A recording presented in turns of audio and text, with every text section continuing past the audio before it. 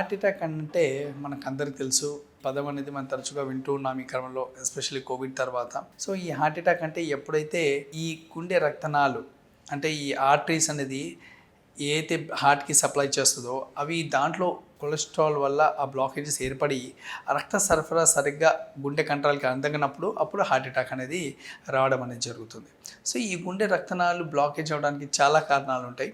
ముఖ్యంగా తీసుకున్నట్లయితే risk factors అంటారు. అంటే మనిషి యొక్క ఏజ్ ఒకవేళ 50 కంటే ఎక్కువ ఉంటే జనరల్గా హార్ట్ అటాక్స్ ఆ టైంలో వచ్చేది జనరల్గా. కానీ ఇప్పుడు ఏజ్తో సంబంధం లేకుండా, చిన్న పెద్ద తేడా లేకుండా ఏ ఏజ్కైనా కానీ ఈ హార్ట్ అటాక్ అనేది రావడం అనేది సాధారణంగా జరుగుతుంది. దాంతోపాటు ఏజ్తో పాటు రెండోది తీసుకున్నట్లయితే other risk factors like males versus females. అంటే ఫీమేల్స్లో జనరల్గా ఈ హార్మోన్ ఈస్ట్రోజన్ ప్రొజెస్టెరాన్ వల్ల వాళ్ళకు ఈ హార్ట్ అటాక్స్లో బారిన పడకుండా ప్రొటెక్ట్ చేస్తూ ఉంటుంది.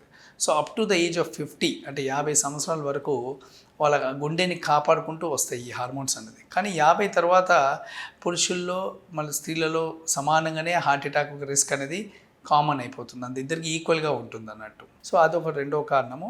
సో మూడవది ఫ్యామిలీ హిస్టరీ. అంటే జన్యుపరంగా ఫాదర్కి వస్తే లేకపోతే వాళ్ళ తాతగారికి వస్తే హార్ట్ అటాక్ వాళ్ళ పిల్లల్లో లేదా మనోరాల్లో వచ్చే అవకాశం, మనోల్లో వచ్చే అవకాశం చాలా ఎక్కువ అన్నట్టు.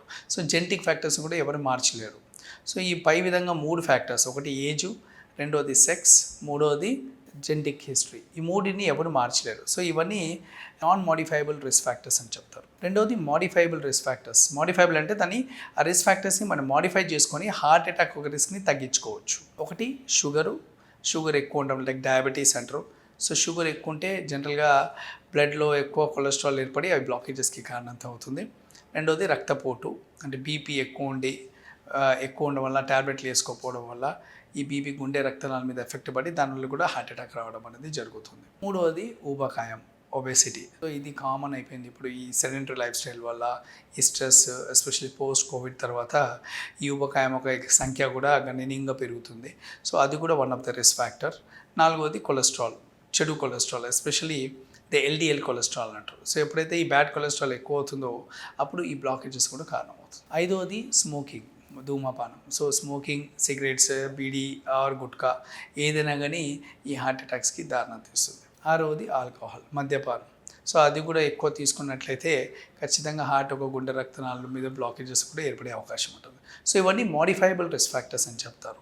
అంటే మనం ఒక లైఫ్ స్టైల్ని మనం మార్చుకుంటూ మనం ఈ రిస్క్ ఫ్యాక్టర్స్ని తగ్గించుకున్నట్లయితే ఈ హార్ట్ అటాక్స్ బారిన పడడం కూడా మనం దీన్ని కాపాడుకోవచ్చు.